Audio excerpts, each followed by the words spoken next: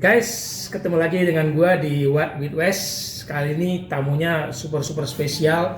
Kalau martabak nih dapat telur berapa ya, Pak? Saya yang tipis kering aja.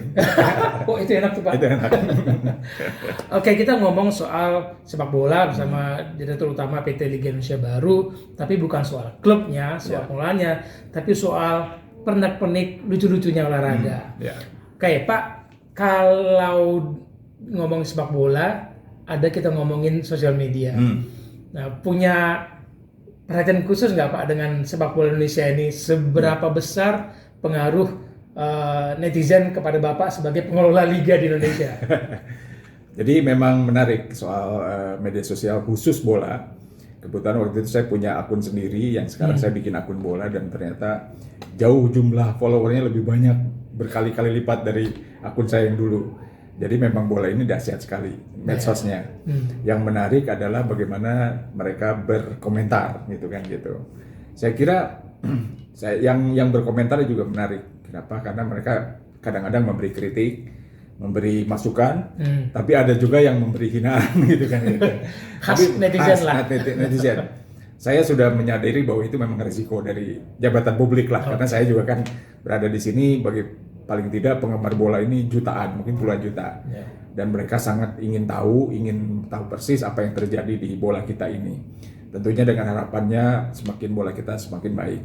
Tapi karena memang ekspresi yang keluar mungkin berbeda-beda, apalagi ada kekesalan atau ada harapan dari mereka yang tidak tercapai, itu menjadikan mereka kadang-kadang bergumam atau mengumpat gitu kan. Itu buat saya itu oke, karena memang ini resiko bagian dari kehidupan kita. Tapi memang kita juga harus memberi seperti informasi yang apa sih sebaiknya kita main di medsos yang paling baik, karena kita juga butuh kehidupan yang seimbang, bukan hanya hujatan, bukan hanya umpatan yang keluar, tapi bahwa tolong kita juga diberi informasi yang bagaimana cara bermedia sosial yang baik. Saya kira itu sih sementara gitu, saya inginnya gitu Pak. Iya tuh, jadi jangan hanya tahu ngumpat, tapi coba ada kebaikan-kebaikan di dalamnya yang perlu kita share. Betul. Pernah trauma nggak Pak? Nyerah gitu sama netizen gitu? Awal-awal kaget. Tapi setelah lama-lama, memang begitu. Karena kita juga lihat, bukan hanya di bola, di politik, di apa juga ada yang seperti itu. Presiden aja digituin ya Pak? Apalagi presiden lebih berat lah daripada saya. Jadi saya pikir ini ringan-ringan aja.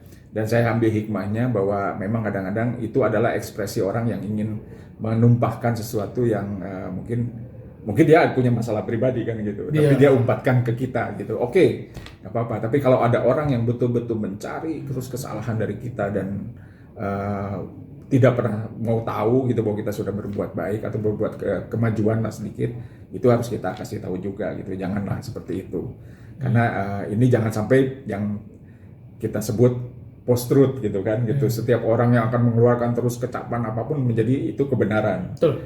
Nah, mari kita mulai dengan sesuatu yang benar, itu memang benar adanya. Tuh, bagi kalian yang punya follower banyak, ada tanggung jawab besar mengikuti follower kalian itu. Jadi jangan hanya kebencian gitu ya. Dan mungkin penggemar klub A mendukunglah klub A, bukan berarti harus membenci klub B, klub C gitu ya. Capek juga Pak ya? Ya, kadang-kadang juga seru juga sih lihatnya. Yang main siapa, yang mengomentari siapa kan gitu.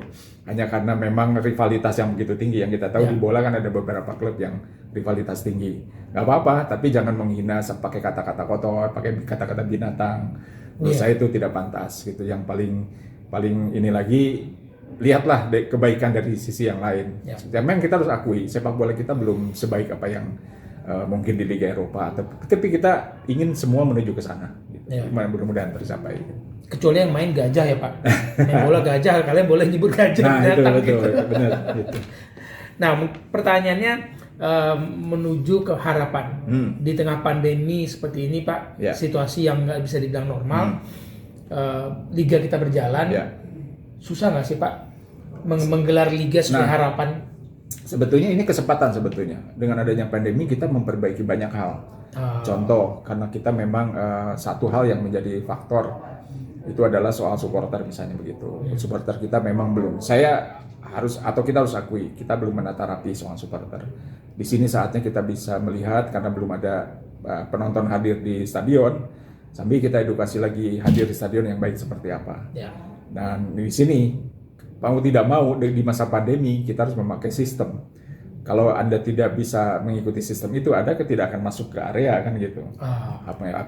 Aplikasi, nonton pakai tiket online, duduk dengan number seat yang benar, dan identitas kita akan diketahui. Kalau kita melakukan sesuatu yang tidak baik, ini juga menjadi hal tidak baik buat kita semua kan gitu. Jadi inilah contohnya kan. Kalau Anda melakukan sesuatu di stadion dan itu teridentitas, Anda mungkin tidak bisa masuk lagi ke stadion seumur hidup misalnya gitu. Termasuk ya database fans itu, klub sebenarnya kesempatan sekarang membuat database karena nanti yang boleh masuk yang ada di database itu. Saya kira itu kesempatan. Tapi kalau memang protokol kesehatan ini cukup berat karena kondisi pandemi kita memang belum melandai betul. Mari kita jaga sama-sama gitu, jangan sampai terjadi ledakan atau klaster di sepak bola. Berarti pandemi ini bukan berarti harapan itu nggak ada, malah muncul harapan baru bahwa akan ke depan lebih baik. Betul. Masuk mall aja udah bisa terdeteksi. Betul. Nah, masuk stadion kenapa enggak? Nah, betul. Gitu. Dan kita semua sehat, liga kita bisa berjalan, ada perubahan sikap, gaya mental yang menuju arah kebaikan loh Pak. Ya. Yang jadi contoh adalah yang siapa yang berbuat baikan itu yang akan jadi contoh. Gitu. Harapan kita. Gitu. Nah, tuh. Jadi saya pernah membaca gini Pak. Salah satu kekuatan manusia untuk bertahan hidup adalah harapan. Betul. Nah, salah satu harapan kita adalah sepak bola ini meningkat secara kualitas permainan, tapi juga pengelolaan organisasinya. Setuju. Dan kita yang nonton, yang di rumah pun berkualitasnya semakin tinggi dalam menghargai bahwa sepak bola itu bukan alat penghancur, alat pemecah belah, betul. tapi bisa menyatukan. Iya. Terima kasih Pak. Sama-sama. Semoga sukses Liga 1. Amin. Liga 2 nanti, habis itu Liga 3, sepak bola Indonesia dikelola dengan baik, dengan penuh harapan. Amin. Oke, sampai ketemu di What with West berikutnya. Salam bola untuk kebaikan, lihat kaos kita. Bola untuk kebaikan. Oke. Bye. Mari, bye.